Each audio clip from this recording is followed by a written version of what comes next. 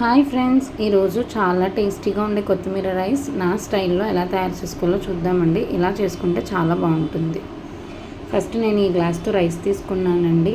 రైస్ని శుభ్రంగా 2 times wash చేసి వాటర్ అంతా డ్రైన్ చేసి పక్కన పెట్టుకోవాలి ఒక 20 minutes.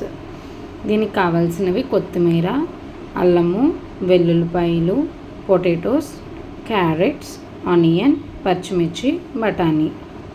ఒక మిక్సీ జార్ తీసుకొని కొత్తిమీరని సన్నగా కట్ చేసుకొని మిక్సీలో వేసుకోవాలి. కారానికి తగ్గట్టు పచ్చిమిరపకాయలు, అల్లం ముక్కలు, వెల్లుల్లిపాయలు, మనకి పలావ్కి ఎంత అయితే రైస్కి ఎంత అయితే సాల్ట్ కావాలో అంత ఇప్పుడే వేసుకొని వాటర్ వేసుకొని మెత్తగా ఇలాగా గ్రైండ్ చేసుకొని పెట్టుకోవాలి.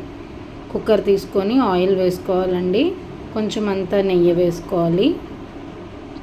ఒక 1.5 inch దాల్చిన చెక్క, 3 లవంగాలు, 3 యాలక్కాయలు వేసుకోవాలండి. ఒకసారి కలిపేసి దాంట్లోకి కట్ చేసి పెట్టుకున్న ఆనియన్స్, కట్ చేసి పెట్టుకున్న క్యారెట్ ముక్కలు, కట్ చేసి పెట్టుకున్న బంగాళదుంప ముక్కలు, బఠానీలు అన్నీ వేసి ఒకసారి కలుపుకోవాలండి.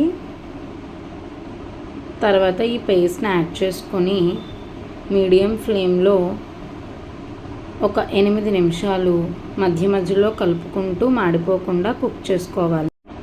ఇలా చేయడం వల్ల కొత్తిమీరలో పచ్చితనం అంతా పోతుందండి. నేను తీసుకుంది సోనా మసూరి బియ్యం, అంటే రోజు తినే బియ్యం అండి. దానికి మనం ఎంతైతే వాటర్ వేసుకొని కుక్ చేసుకుంటామో అంత వేసుకోవాలి. నేను 2:30 వాటర్ వేసుకుంటానండి. సో 2:30 వాటర్ వేసుకున్నాను. వాటర్ మరిగేటప్పుడు నానబెట్టి పెట్టుకున్న రైస్ మొత్తం కూడా వేసేసుకొని ఒకసారి మొత్తం అంతా కలిపేసి ప్రెషర్ పెట్టేసుకొని హై ఫ్లేమ్లో ఒక 4 whistles తెప్పించుకోవాలండి. అంతేనండి, ఎంతో టేస్టీగా ఉండే కొత్తిమీర రైస్ రెడీ అయిపోయింది. ఇలా ఒకసారి ట్రై చేయండి, అందరికి కూడా చాలా బాగా నచ్చుతుంది. Thank you so much. ఈ వీడియో కనుక మీకు నచ్చినట్లయితే please like, share and subscribe to my channel.